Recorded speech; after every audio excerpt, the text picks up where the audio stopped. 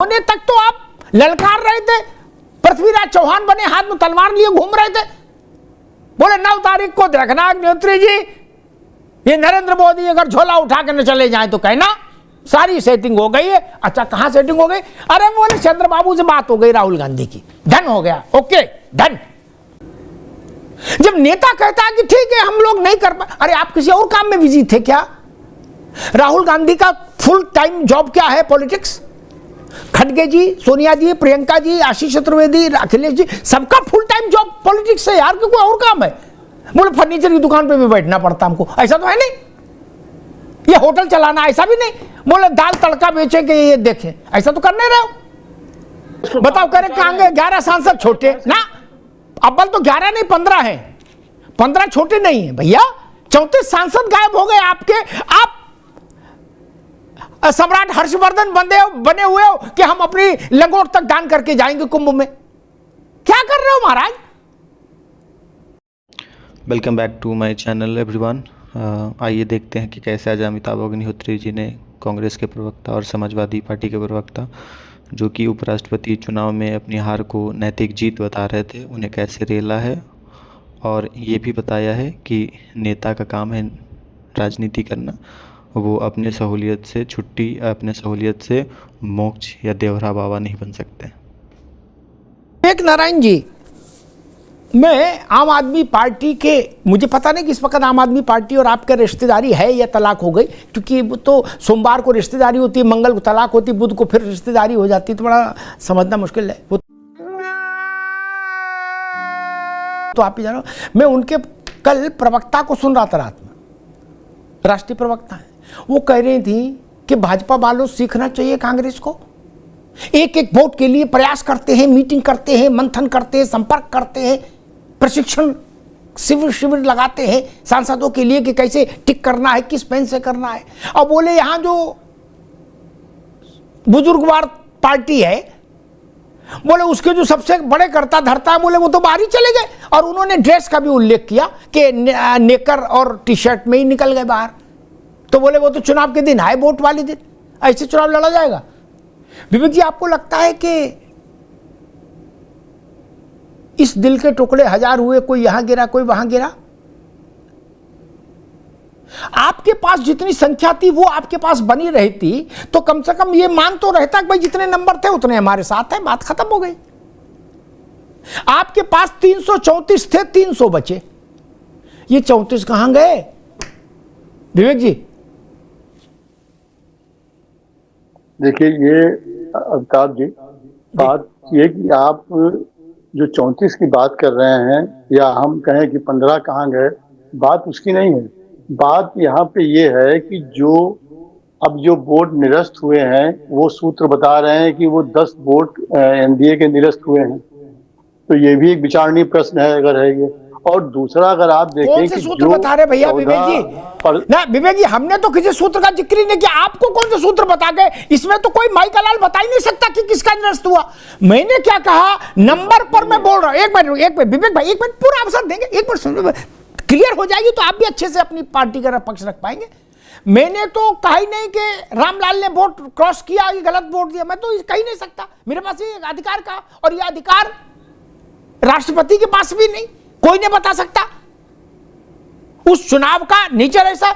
मैंने तो नंबर बताया, 334 कांग्रेस के द्वारा बताया हुआ नंबर है इंडिया ब्लॉक का, 303-34, और आए 300, बात खत्म हो गई। 34 कहीं तो गए, रामनगरिया में खोए, कुंभ में खोए, दशाश्वमेध घाट पर खोए, कहीं तो खोए विवेक जी। आप 34 कहें या 15 कहें, खोए, आपकी बात ठीक है, लेकिन हमारे लिए सबसे अहम सवाल ये है कि इंडिया, मैंने कल भी कहा था इस बात को आपकी इसी डिबेट में, कि आज 11 सालों में जो परसेप्शन बना है कि सत्ता ही सब कुछ है, जीत ही सब कुछ है। आज कांग्रेस ने कहा, कांग्रेस का स्टैंड है कि ये हमारी नैतिक हमारी जीत है और विचारधारा की लड़ाई है जो आगे भी जारी रहेगी। कांग्रेस को मालूम था कि एनडीए के पास पर्याप्त संख्या बल है, वो जीतेंगे। तब आप लोग ये क्यों कह रहे थे कि 9 सितंबर को मोदी हट जाएंगे? देखिए, तब आप लोग ये क्यों कह रहे थे? अमिताभ जी, जब आपको पता था तो ये क्यों बोल रहे थे जी? देखिए, ये इसलिए हमें मालूम था कि एनडीए के पास पर्याप्त संख्या बल है और एनडीए जीतेगा। कांग्रेस इस समय संविधान बचाओ की लड़ाई और विचारधारा की लड़ाई लड़ रही है। हमने इसलिए प्रत्याशी खड़ा किया था कि हमें उस लड़ाई को आगे बढ़ाना था, और आज आप देखिए उसमें हम सफल रहे।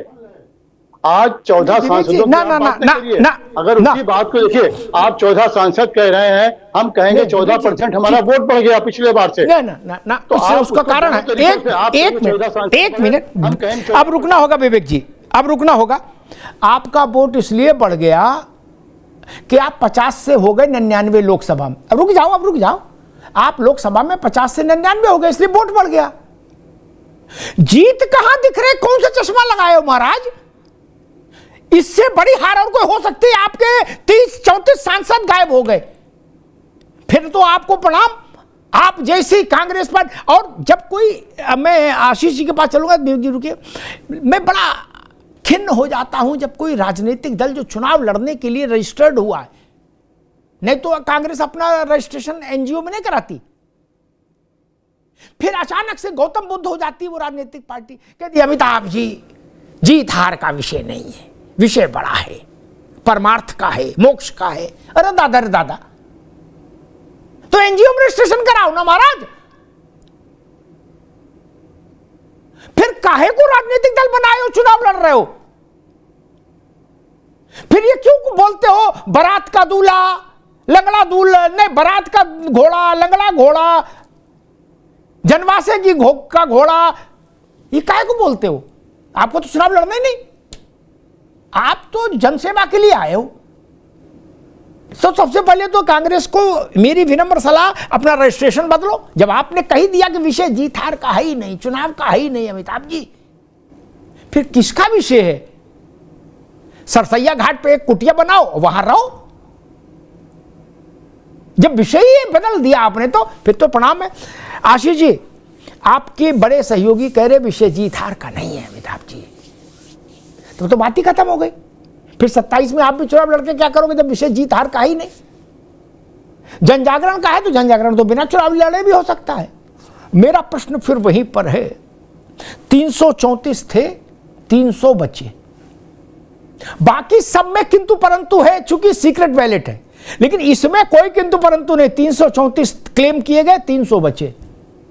ये दोपहर के 12 बजे की सूरज की तरह साफ है आंकड़ा। 34 कहां गए आशीष जी? और आपको याद होगा, आपके ही गठबंधन के तमाम बड़बोले नेता कह रहे थे अमिताभ जी 9 सितंबर का इंतजार कीजिए, मोदी की गद्दी नहीं बचेगी।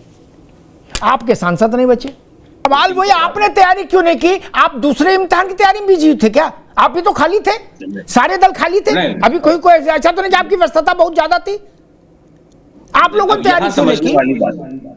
राहुल गांधी ने क्यों नहीं की? अखिलेश यादव ने क्यों नहीं?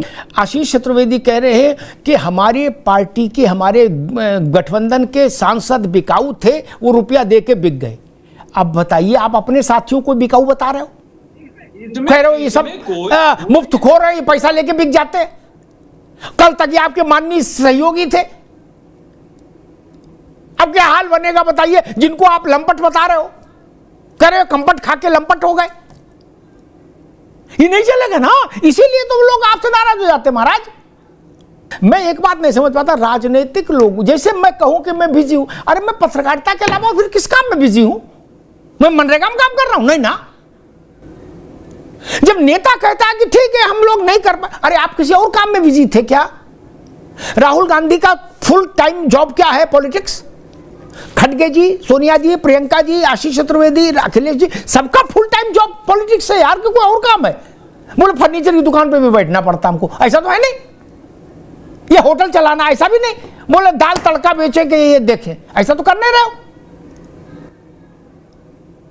फिर क्यों नहीं किया? आशीष जी ने मेरी पहले की टिप्पणी शायद गौर से नहीं सुनी। आपके ही एक भाई बंधु जिनके लिए अखिलेश जी के मन में बड़ा अच्छा भाव है, केजरीवाल एंड कंपनी, उन्हीं के वरिष्ठ प्रवक्ता ने कहा कि राहुल गांधी नेकर पहन के वहां चले गए मलेशिया। मैं इस विवाद में नहीं पड़ रहा क्या पहन के गए। उन्होंने कहा ऐसे राजनीति होती है क्या? मेरा प्रश्न वही था कि विवेक जी की पार्टी हो, अखिलेश जी की पार्टी हो, कोई और काम तो था नहीं ना। बाढ़ में राहत में लगे थे आप लोग कि क्या करें, राष्ट्रपति उपराष्ट्रपति चुनाव में मरने की फुर्सत नहीं, कौन चुनाव लड़े, ऐसा तो था नहीं। अपने अपने घरों में थे, अच्छे से थे, सुरक्षित थे, लड़ सकते थे, इंतजाम कर सकते थे। आप भाजपा को कोस रहे हो कि इसने इंतजाम क्यों किया। अपनी गलती नहीं मान रहे कि हमने इंतजाम नहीं किया, हमने अपने सांसदों को नहीं बताया, नहीं सिखाया, नहीं बुलाया, उनको भरोसे में नहीं लिया। भरोसे में नहीं लिया था तो राज्यसभा का भी उम्मीदवार आपका हार गया था ना आशीष जी, आपको तो पता है। आपने 3 कैंडिडेट घोषित कर दिए थे, रामजीलाल सुमन, जया बच्चन और आलोक रंजन। आपकी ही पार्टी के लोगों ने कहा कि आलोक रंजन को वोट नहीं देंगे हम, हारे थे ना। आपको लगा था कि मेरे दस्तखत कर देने के बाद जीत जाएंगे, ऐसा नहीं हुआ। यही तो राजनीति है। विवेक नारायण जी, आपके सहयोगी समाजवादी पार्टी के नेता कह रहे हैं कि हमारे घर के सांसद बिकाऊ निकले, वो रुपया लेके, माल लेके उधर वोट दे आए। आप इस बात से सहमत हैं कि आपके यहाँ के जो सांसद हैं वो बिकाऊ हैं, वो माल के चक्कर में लगे रहते हैं कि माल मिले? विवेक जी, और जिधर माल मिलता है उधर ही झाल बजाने लगते हैं, ऐसा आपके जो सबसे बड़े सहयोगी हैं इंडिया अलायंस में, आपके बाद जिनके पास सबसे बड़ा नंबर है, वो कह रहे हैं कि ये सब मतलब माल लेके भागे हैं हमारे सांसद। अमिताभ जी, इससे भी नहीं, मैं सिर्फ इतना समझ रहा हूं, आपके गठबंधन के, आपकी पार्टी के सांसद बिकाऊ हैं। मैं वहां पे आऊंगा। नहीं, उससे ऊपर प्रश्न ये है कि आज संख्या बल पर्याप्त होने के बाद आज जिन 14 लोगों ने इलेक्शन का बाइकाट किया, वो क्यों किया? आपने और मैनेजमेंट करने की जरूरत क्यों पड़ी आपको? ये भी उतने अहम मुद्दे हैं ये। और बाकी अपनी बात कहने पे जवाब दे रहे हो भैया विवेक भाई। मैंने पूछा, आपके सहयोगी कह रहे हैं कि हमारी पार्टी में बिकाऊ सांसद हैं, मैं उस पर पूछ रहा हूं भाई। देखिए, अगर आशीष भाई, उनको जवाब तो आ जाए कांग्रेस का। जी, ये तो देखिए अमिताभ जी, ये तो सांसदों की बात आशीष जी कर रहे हैं। आप इस पर डिबेट रखिए, मैं बताऊंगा किस तरह देश को दांव पे लगाया गया है इन पिछले 11 सालों में। कांग्रेस तो बहुत छोटी बात हो रही है। ये छोटी बात, एक सांसद भी नहीं ना, ये गलत है। आप ऐसे ही बोल देते हो, इसीलिए नुकसान होता है कांग्रेस का। बताओ, करे कांग्रेस 11 सांसद छोटे ना? अव्वल तो 11 नहीं 15 है, 15 छोटे नहीं है भैया। 34 सांसद गायब हो गए आपके। आप सम्राट हर्षवर्धन बने हुए हो कि हम अपनी लंगोट तक दान करके जाएंगे कुंभ में। क्या कर रहे हो महाराज? 34 सांसद भाग गए और आप करतल वेक्षा तरतल वास कर रहे हो। बोले नहीं, मुद्दा ये नहीं है। अरे मुद्दा क्या है चाचा, यही बताओ फिर। चुनाव काहे को लड़े थे अगर मुद्दा नहीं था तो? ये नहीं, ये बताइए 14 सांसदों ने 14 सांसदों ने बाइकाट किया है, वो बाइकाट क्यों किया? हम बता दे रहे। अब ठीक, अब आपके बोलने का समय समाप्त हो गया। अब मैं ये बता दे रहा हूं कि क्योंकि अब बोलने का समय समाप्त हो गया, तभी तो बताऊंगा। विवेक भाई, आपके बोलने का समय समाप्त होगा तभी नहीं बताऊंगा। कोई पार्टी चुनाव में भाग नहीं लेना चाहती, ये उसका अधिकार है, संवैधानिक अधिकार है उसको। कोई सांसद निर्दलीय है, वोट नहीं डालना चाहता, उसको भी अधिकार है। दल वाला भी नहीं डालना चाहता है तो उसको भी अधिकार है। लेकिन नेता पर सवाल उठेगा कि नेता नाकारा है जो उसको वोट नहीं डलवा पाया। इसमें कौन सी नई बात खोज के ले आए? अरे भाई, जिस दल ने कहा कि हम नहीं शामिल होंगे, अकाली दल ने कहा हम शामिल नहीं होंगे, तो नहीं होंगे। कांग्रेस तय करेगी कौन शामिल होगा कौन है। मैंने पूछा, जो आपके घर में 334 थे, उसमें 34 कहां भाग गए? उस पर 1 मिनट बोलने को तैयार नहीं हो आप। बाकी दुनिया की कहानी है आपके पास, पंचतंत्र की है, रामायण की है, महाभारत की है, गीता की है, सबकी है, शिव पुराण, देवी पुराण। लेकिन इस पर नहीं बोलेंगे कि 34 कहां गए और क्यों गए। यही तो प्रश्न है भैया। क्यों मलेशिया क्यों गए? क्या मणिपुर से बड़ा ये चुनाव था? वो तो प्रधानमंत्री थे। ये मणिपुर से बड़ा चुनाव था? जहां हमारे देश के नागरिक और महिलाएं उनकी इज्जत उतारी जा रही थी। तो बताइए मणिपुर में घटना घटी इसलिए चुनाव नहीं होना चाहिए, ऐसा कह रहे हो? मणिपुर में घटना घटी इसलिए देश में कोई चुनाव नहीं होना चाहिए, ऐसा कह रहे हो? केवल मलेशिया जाना चाहिए? आपने जो कहा वो मणिपुर से बड़ा मुद्दा नहीं है ये। अगर मलेशिया चले गए तो कोई सी बात नहीं हो गई। तो इसलिए अच्छा? इस मुद्दे को नहीं, आप उस एंगल से भी देखिए। मैंने तो कुछ कहा ही नहीं। विवेक, एक मिनट विवेक भाई, मैंने नहीं कहा, आपके नातेदार ने, मनीषा भी आएंगे, विवेक जी मैंने नहीं कहा, आपके नातेदार ने कहा। आम आदमी पार्टी आपकी गुइया है, आपके नातेदार है, उनने कहा, हम उनकी बात कह रहे हैं, आप हमसे क्यों पूछ रहे हो? उन्होंने कहा ये हाफ पैंट पहन के क्यों गए मलेशिया, मैंने तो कहा नहीं। तो नहीं तो ये अरविंद केजरीवाल को भला बुरा बोलो। हाँ, तो आम आदमी पार्टी ने कहा है, तो आम आदमी के पार्टी की स्थिति आपको मालूम, उन्होंने कहा है। इसके माने क्या होते हैं ये आप भी जान रहे हैं, हम भी जान रहे हैं, सारे लोग जान रहे हैं। ये तो उनके कहने के माने क्या, उनका वोट कहां गया होगा? ये तो समझ गया, मतलब आप ये कह, ठीक है, कांग्रेस ये कह रही है कि चाहे नतीजा ऐसा रहे चाहे नतीजा वैसा रहे, कोई माई का लाल उधर उंगली नहीं उठा सकता हमारे परिवार पर, यही नहीं कह रहे हो? बात खत्म। इसका एक प्रस्ताव पारित करा के इंडिया अलायंस में भी बंटवा दो कॉपी, कि उधर कोई नहीं देखेगा, झांकेगा नहीं ना। हम जो कहें, मैं चाहे ये करूं, मैं चाहे वो करूं, मेरी मर्जी, बाबा सहगल ने गाया था, तो यही कह दो। विवेक जी, सवाल तो उठेगा मित्र। अच्छा, फिर मैं मनीषा जी के पास चलता हूं। विवेक भाई भी बड़ा उदार व्यक्ति है, मतलब भगवान गौतम बुद्ध इनको अगर देख रहे होंगे वहां से तो प्रसन्न हो रहे, कह रहे होंगे हमारे बाद यही त्यागी व्यक्ति है इस धरती पर। क्या करे, क्या चुनाव, क्या मोह माया है, सब क्या है चुनाव? कोई चुनाव का मतलब है? हम लोग चुनाव के लिए राजनीति में नहीं है। बताइए, देवरा बाबा भी देख रहे होंगे तो कह रहे होंगे कि असली चेला यही आया कन्नौज में, क्या बीतरागी किस्म का। चलिए, एक बात बार बार आई, आशीष जी ने तो उसको बहुत प्रमुखता से उठाया और उसकी आलोचना की कि अंतरात्मा कुछ नहीं होता है। बड़ा अच्छा होता अगर समाजवादी पार्टी के मित्र इस अंतरात्मा की आवाज वाली धारणा की निंदा करते समय, उसके लिए कठोर शब्द बोलते समय ये भी बता देते कि ये अंतरात्मा का बुलबुला भारत की राजनीति में आया कहां से था। ये विवेक नारायण जी के पार्टी के सबसे बड़े चेहरों में से एक श्रीमती इंदिरा गांधी लाई थी। उससे पहले इस बीमारी को कोई नहीं जानता था, अगर ये बीमारी है तो, जैसा सफाकरी की बीमारी है, ये इंदिरा जी लाई थी और उन्होंने पार्टी का राष्ट्रपति का उम्मीदवार हरवा दिया था।